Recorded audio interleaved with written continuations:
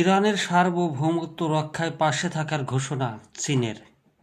ইরানের বিরুদ্ধে যুক্তরাষ্ট্র ও ইসরায়েলের সামরিক অভিযানের তীব্র সমালোচনা করে ইরানের সার্বভৌমত্ব ও নিরাপত্তা রক্ষায় তেহরানের প্রতি জোরালো সমর্থন ব্যক্ত করেছে চীন। পাশাপাশি এ ধরনের সামরিক অভিযানকে জঙ্গলের আইনের সঙ্গে তুলনা করেছে দূরপ্রাচ্যের এই দেশটি।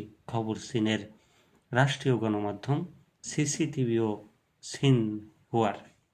সিসিটিভি জানিয়েছে, চীনের পররাষ্ট্রমন্ত্রী ওয়াং ই ইরানের পররাষ্ট্রমন্ত্রী আব্বাস আরাগচিকে ফোন করে বেইজিংয়ের অবস্থান পরিষ্কার করেছেন।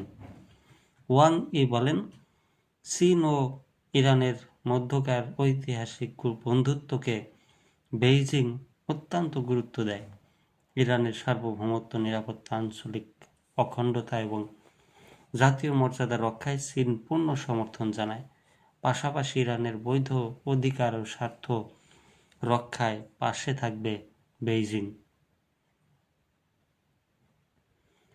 ওয়াং ই অবিলম্বে যুক্তরাষ্ট্র ও ইসরায়েলকে তাদের সামরিক অভিযান বন্ধ করার আহ্বান জানিয়েছেন।